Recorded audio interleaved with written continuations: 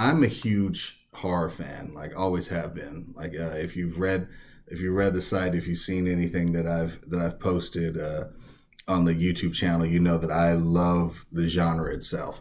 So anything that mixes both my love of comics and my love of horror, I'm absolutely interested in. So I have a great opportunity to talk to Thom Burgess, who is the author of two really great, I'm sure more than two, but just these two really great comics that I read recently. And I want to talk about his latest one, the Eyrie. That and So I'm just going to go ahead and get into this. So, ladies and gentlemen, Thom Burgess. Hey Darren, good to talk to you. Hey Tom, thanks for taking the time to talk to me again. Now, we talked a little bit before, just again about how much you love horror and comics. So, I guess my first question would be just for anyone kind of unfamiliar with the story itself. Can you kind of give them a little bit, just a little short, non-spoilery synopsis of the Eyrie? Like, what would you like people to know about the Eyrie itself? Sure. Okay, so the Eyrie is a ghost story set on Britain's south coast, and it's an area which is really beautiful, but at the same time very bleak, as it's literally in the middle of nowhere. And it follows the story of Rebecca, who's an American photojournalist who's sent over by her magazine Swanks to do a photo shoot at the last minute. And while she's staying down there, she gets wrapped up in something which, without giving too much away, is kind of far beyond her control and her knowledge, and starts delving into the local history, and perhaps disturbs something that she shouldn't do. And yeah, it explores the ghost story from down there, and the supernatural and the folklore. It's the area itself, Sussex, is an area which is renowned in England for having an incredibly rich folklore. So yeah, it kind of it starts off fairly tranquil and then descends into this dark. I guess like a pure. Is that the attempt is that for a pure supernatural horror story. Hmm. Yeah, and that's kind of the basis of most of definitely some of the best ones. And I also do want to talk to you about the area. Just again, being an American, I'm not necessarily familiar with the area, so I would love to kind of like dive into some of those local legends. But the first question I was going to ask, besides just the synopsis of the story, is just like what drew you to tell this particular story? Like I know, like either from a horror or a comic perspective, like what drew you to tell Rebecca's story or tell this story in this way? I've always loved the supernatural lore of the area, and down where I live. So I live quite close to Sussex in a place called Kent. Hmm.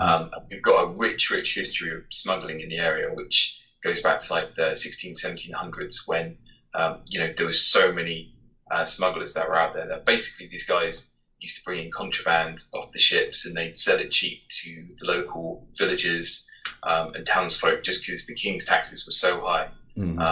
And it's it's kind of, I suppose, our equivalent of pirates almost. It's like there's so many great legends about these guys that used to lurk in the woods, and they'd have these gangs which were hundreds of people, in total, and they basically ruled the area that the king's men were too scared to even touch them, and because of that, there's loads of great supernatural stories following smugglers, and especially with Rye. Rye's kind of well known for it, which is where the Erie is based, in Sussex. It's this really pretty little town, which is kind of probably the quintessential English, I suppose, medieval town. It's kind of Tudor frontages. It's kind of, you look in a picture book of old style England, it would be the absolute quintessential version of that. Hmm. I've just always been fascinated by the stories of smuggling down there, and the ghost stories. It's a particularly haunted area. There's loads and loads of stories about ghosts and especially smugglers kind of guarding their treasure. And I really wanted to tell a different take on it. I took a trip down there a couple of years ago and stayed in one of the old taverns and found it really inspirational. Really wanted to kind of follow up and do something really different to Malevolence. Yeah, and I can definitely see that's one of the things I've always enjoyed about England is just that long rich history, and so that so it's interesting that you were talking about those legends because there's so many things in that area, especially historically, that you could draw inspiration from. I mean, did were there any like specific like kind of local legends, or was it just like the whole history of the area that kind of inspired you? Yeah, sure.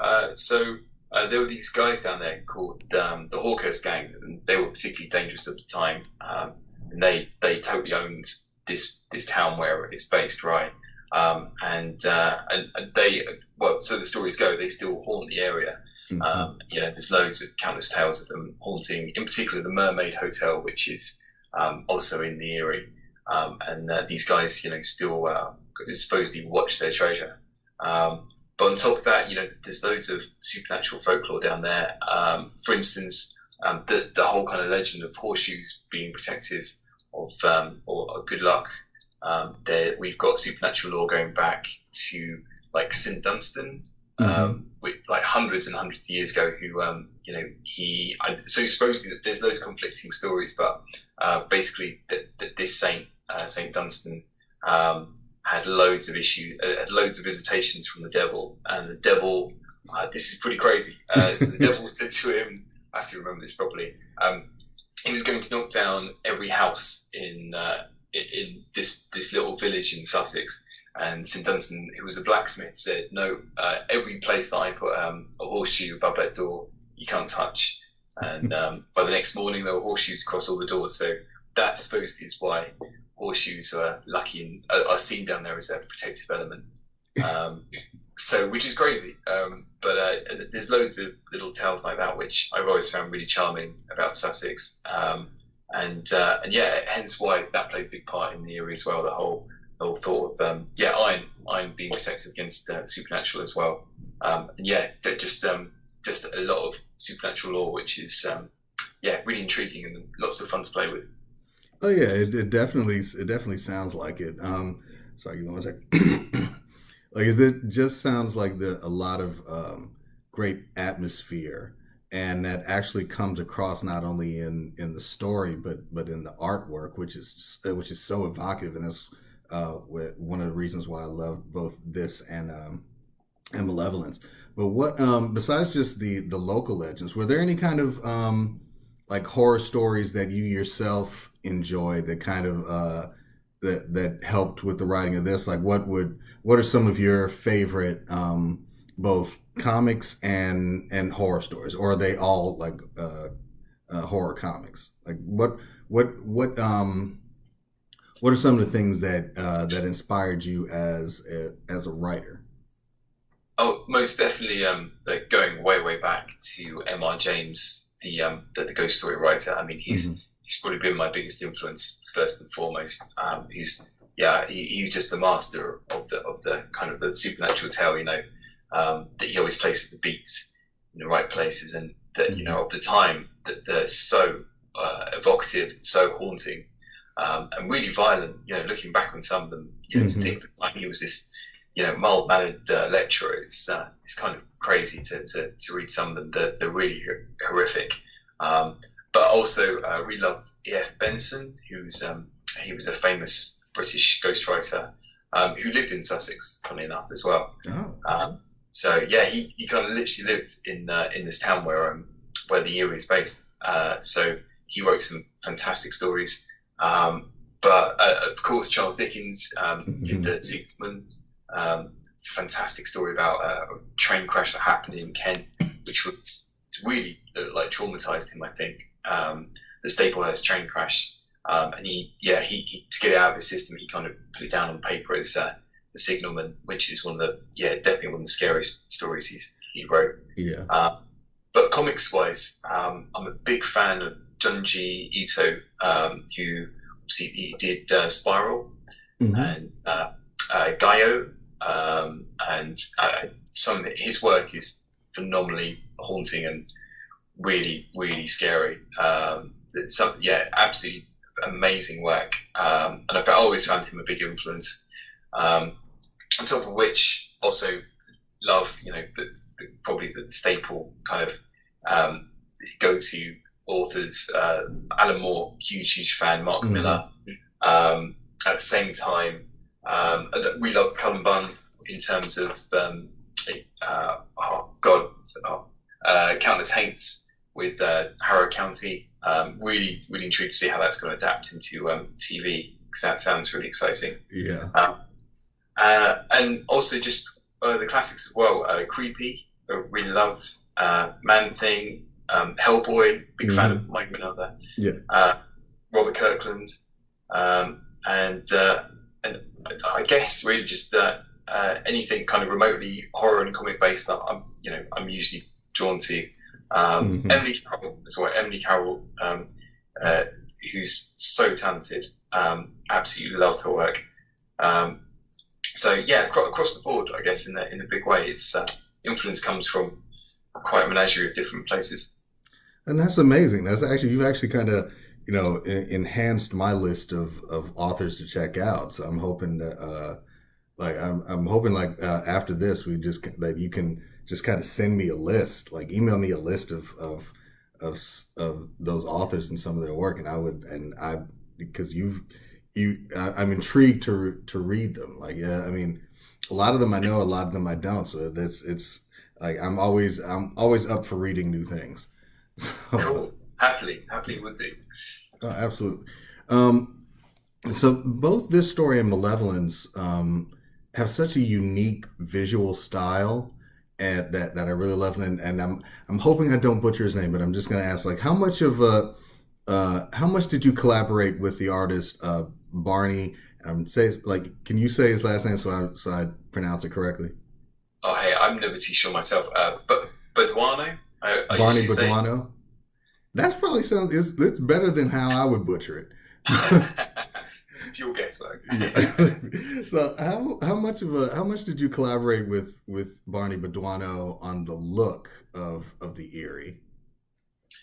Well, I saw Barney's work on Twitter. I think one of my friends shared it, and at the time I'd finished Malevolence, and I was really looking for an illustrator for the Eyrie, and I really loved his dark tone work.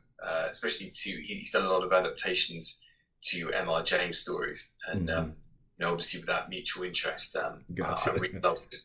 Yeah, the fine penmanship, which I just found absolutely remarkable, and I really found it important. I wanted to try and get an illustrator who wasn't a standard comic book illustrator. I really wanted someone who'd be able to do someone perhaps who came with a background in a totally different field of general kind of landscapes or short stories, just to give a particular different take on the story, and I think that's quite often something that which annoys me is you read like a horror comic and it's almost like I suppose that the actual story, like the media, the ghost story itself has been kind of screwed around with to fit the medium of the comic. And it's like, it should be the other way around, in my view. I think that, the medium itself, the comic, should fit the ghost story. So,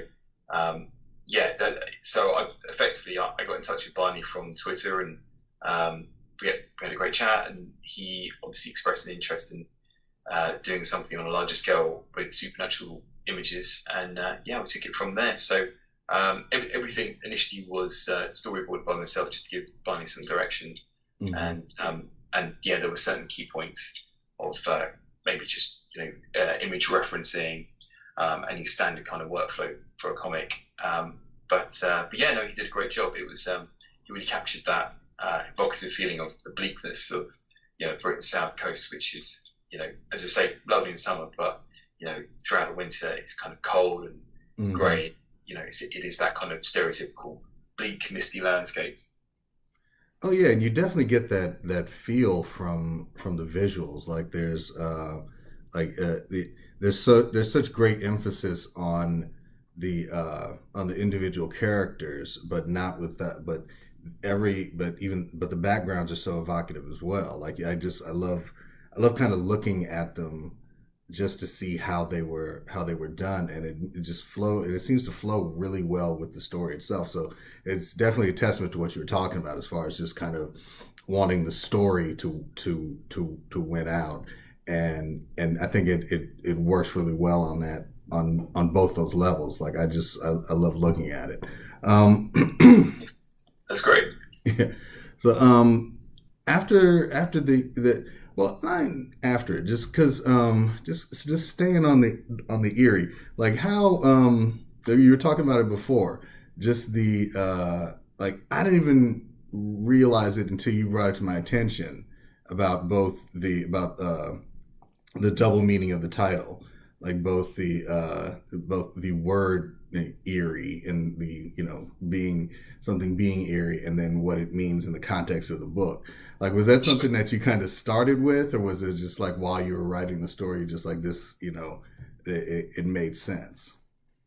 To be honest, it was something, yeah, as the story came along, and in terms of the flow of it, there were several different guises of perhaps how the pages might work, and just playing around with the characters. The characters were always these kind of hideously lengthened guys that had been stretched, that had like face masks of owls, just because that back in the day, in the height of smuggling, there were these characters called owlers down there who mainly they smuggled wool, but they were known to communicate with each other by making these owl sounds, so it evade capture from like the King's Men, and I thought that was just such an insanely cool thing that no one seemed to have played with.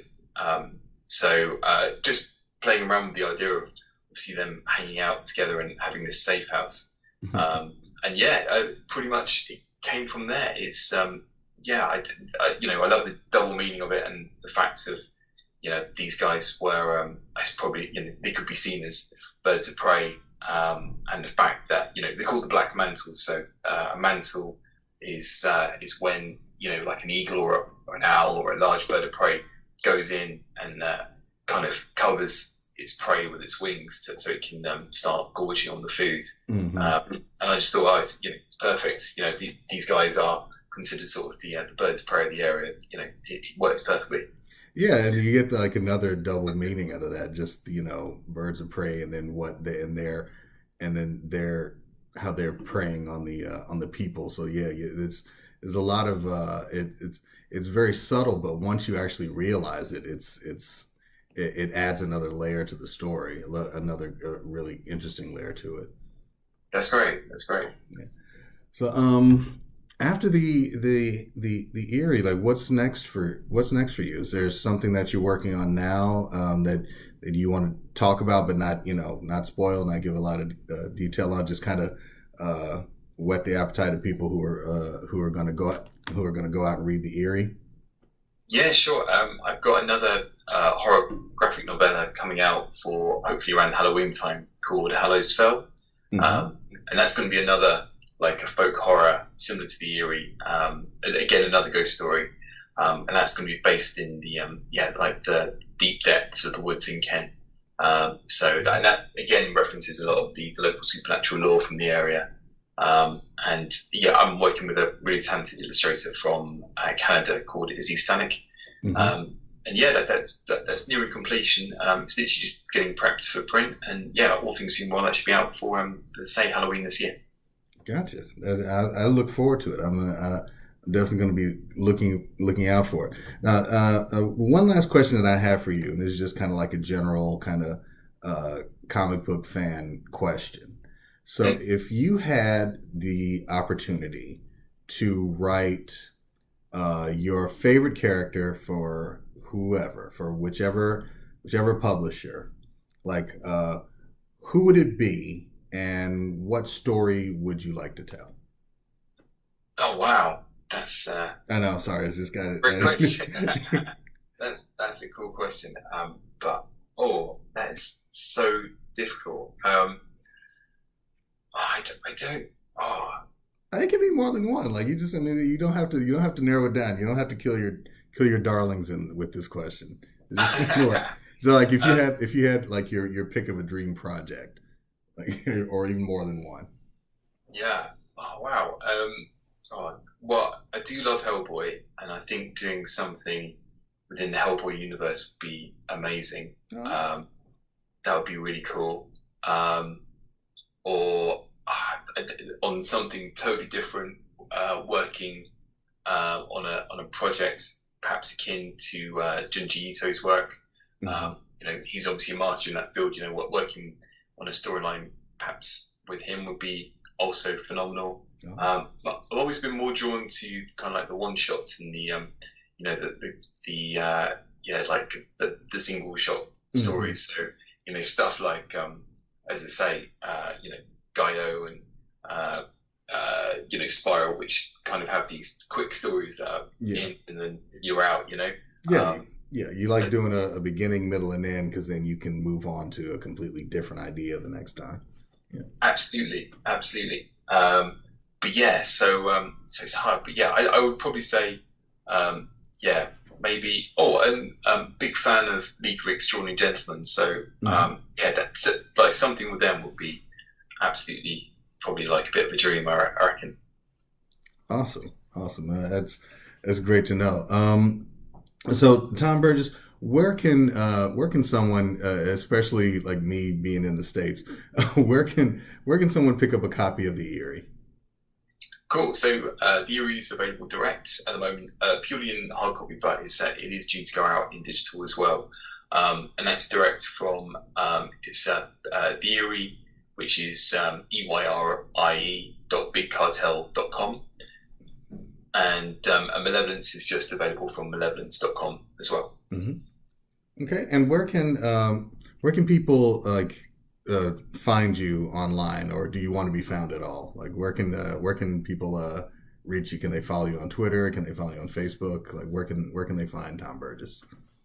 Yeah, absolutely. I should also say Malevolence is also available on Amazon and Comixology, whilst I remember. Cool. I'm on Twitter. I'm just I'm Malevolence, which is MALEVOLENTS, and just under Thom Burgess. And you can find me on Facebook under the Eyrie or Malevolence as well. All right, Thom Burgess, thank you so much for taking the time and for bearing with me as we worked to get together to do this. Pleasure. A pleasure. It's been really good talking to you, Darren. I appreciate that, and I would love to talk to you again, like when your next work comes out, or if there's something that in comics or in horror that you think I should check out. Please let me know. But once again, Thom, I want to thank you so much for your time, and everyone should definitely go out and go out. Everyone should pick up a copy of the Eyrie and Malevolence. They're great stories, and if you're a horror fan, you're gonna love both the story and the visuals. They both blend together so perfectly. So thank you so much.